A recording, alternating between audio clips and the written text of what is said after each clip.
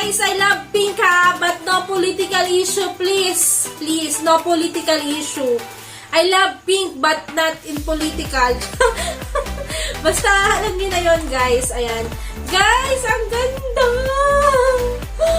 Ang ganda! Oh my God!